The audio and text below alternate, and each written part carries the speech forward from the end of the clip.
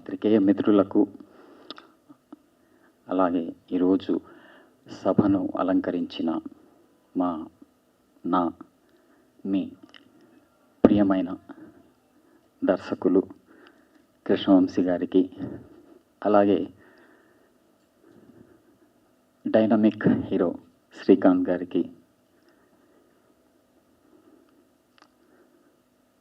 అన్ని రకాల పాత్రలను అవలీలగా చేసే మన శివాజీ రాజా గారికి, ఇక్కడ విచ్చేసిన మీ అందరికీ ఈరోజు ఖడ్గం 22 సంవత్సరాల తర్వాత మళ్ళీ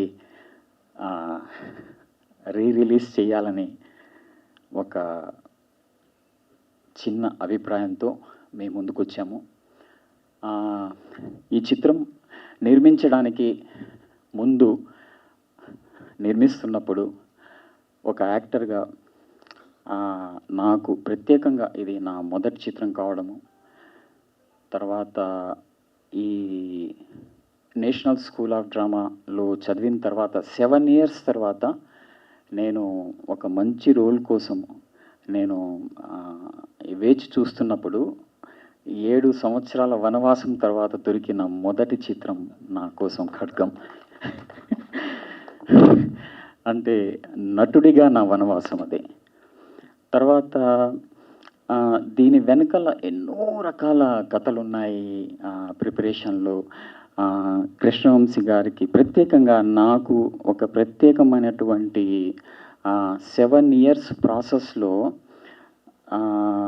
అప్పుడు సంయుక్త రాష్ట్రాలైన తెలంగాణ, ఆంధ్ర సంయుక్తంగా ఉన్నప్పుడు ఇక్కడ తెలుగు ఫిల్మ్ ఇండస్ట్రీలో national school of drama New Delhi ఒక ఇన్స్టిట్యూట్ ఉంది, యాక్టింగ్ ఇన్స్టిట్యూట్ మన ఇండియాలో ఉంది అన్న సంగతి 7 years తర్వాత నేను వచ్చి టాలీవుడ్లో ప్రయత్నాలు చేస్తున్నప్పుడు నాకు ఒక పెద్ద ఎడారిలో వయాసిస్సులాగా కనిపించిన వ్యక్తి కృష్ణవంశీ గారు. ఎలా అంటే నేషనల్ స్కూల్ ఆఫ్ డ్రామా అంటే జస్ట్ ఏందదే ఎక్కడ చదువుకున్నావు నువ్వా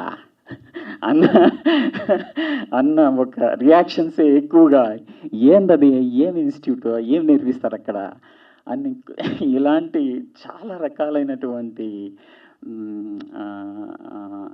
మాటలు నాకు వినిపించాయి. అలాంటిది నాకు వంశీ గారు, అరే నేషనల్ స్కూల్ ఆఫ్ డ్రామానా, సరే నువ్వేం చేయగలుగుతావు, ఏం చేస్తావు అన్నప్పుడు ఏదో ఒక రకంగా ఆయనతో ముడిపడి ఆయనతో ప్రయాణం చేయాలనేసి. అంటే ఒక వ్యక్తి నేషనల్ స్కూల్ ఆఫ్ డ్రామా గురించి తెలుసు, అక్కడ నేను యాక్టింగ్లో ట్రైనింగ్ తీసుకున్నాను అంటే ఆ ఇన్స్టిట్యూట్ గురించి తెలుసు, ఆ ఇన్స్టిట్యూట్ ప్రత్యేకత గురించి తెలుసు నాకు. అసలు నేను ఆ సందర్భం ఎప్పుడూ నా కళ్ళల్లో మెదులుతూ ఉంటుంది. అలాగే నేను ఈ ప్రయాణంలో, నటుడిగా ఈ ప్రయాణంలో మీరు చేసిన అంటే ప్రతిరోజు షూటింగ్ తర్వాత ప్రత్యేకంగా చాలా అంటే సార్ ఈరోజు సీన్ ఇలా వచ్చింది, ఎలా వచ్చింది, ఫోన్ చేసి మాట్లాడడం కానీ, లేకపోతే ఏడీగా మీ దగ్గర పనిచేస్తున్నప్పుడు మీకు దగ్గరగా, నేను చాలా దగ్గరగా మిమ్మల్ని చూశాను. అంటే ఓ విధంగా చూస్తే 3 ఫిల్మ్స్కి ఒక్క నిమిషం 4 ఫిల్మ్స్కి నేను ఏడీగా పనిచేస్తున్నప్పుడు ఆయన్ని నేను ఒక దర్శకుడిగా కాకుండా ఒక మనిషిగా, ఒక మంచి వ్యక్తిగా, ఒక క్రియేటివ్ ప్రాసెస్ని ఎప్పుడు అంటే చాలామందిని నేను చూశాను కానీ, అంటే ఒక సినిమా మేకింగ్ తప్ప అంటే ఎప్పుడు సినిమా గురించి ఆలోచిస్తూ ఉండే ఒక కదిలే ఒక కళాఖండాన్ని, ఒక కళాఖండంతో నిండిన ఒక వ్యక్తిని నేను కృష్ణవంశీ గారిని చూశాను నేను. ఎక్కువ కాదు అంటే ఈ రోజన్నా నేను చెప్పకపోతే.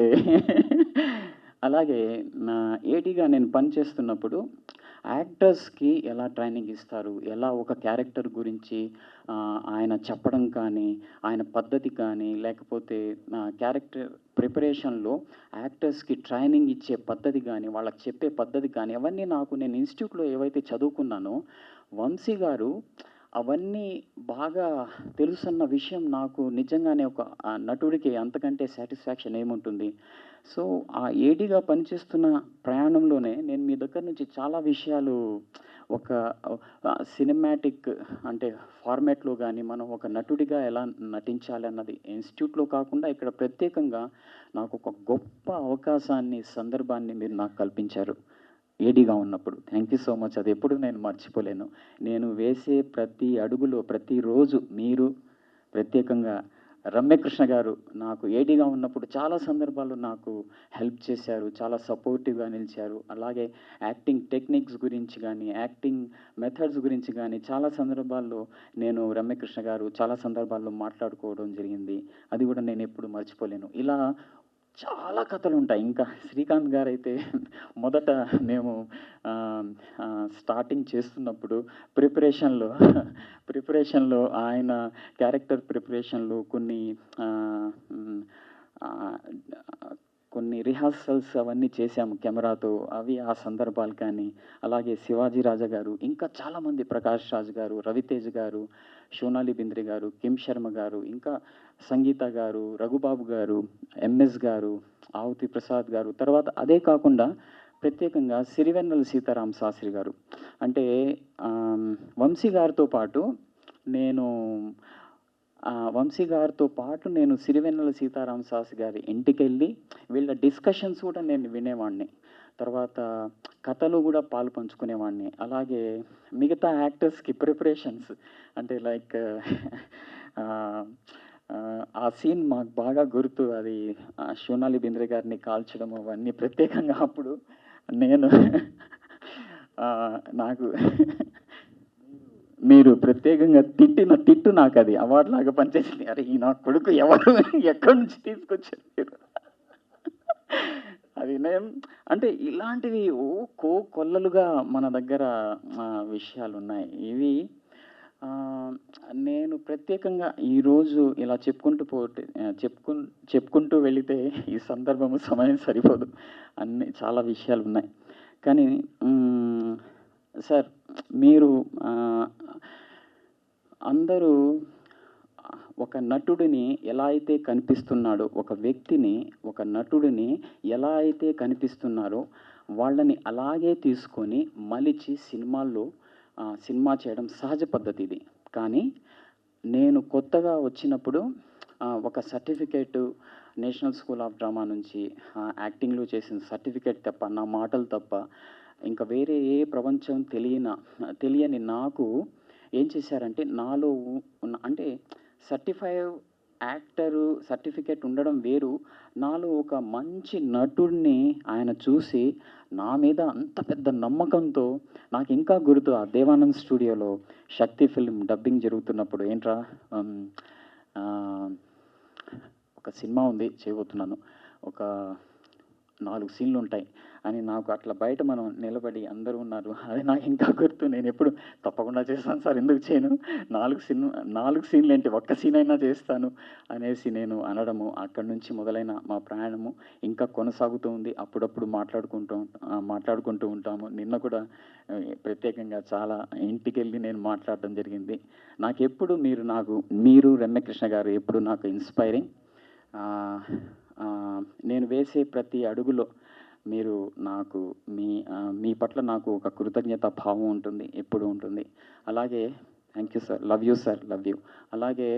అలాగే ఈ చిత్రంలో పనిచేసిన స్పెషల్లీ భూపతి గారు, అలాగే స్టిల్ సత్యం గారు, ఆయన ఇక్కడ లేరు, ఆయన ఆత్మకు శాంతి కలగాలనేసి, అలాగే ప్రత్యేకంగా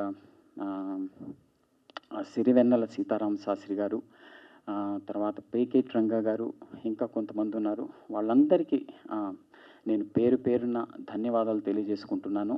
ఇలాంటి సందర్భం నేను ఒక నటుడిగా నాకు ఈ ఫిల్మ్లో పనిచేయడం, నాకు ఒక మంచి పాత్ర దొరకడము, అది టాలీవుడ్లో అట్ ద సేమ్ టైం మీలాంటి సాంగత్యంలో ఇలాంటి సందర్భం రావడం నాకు ఇది ప్రకృతి ప్రసాదించిన వరంగా భావిస్తున్నాను. నేనెప్పుడు నా జీవిత కాలంలో నేను మర్చిపోలేని సందర్భం అది sir. Thank you so much, love you sir.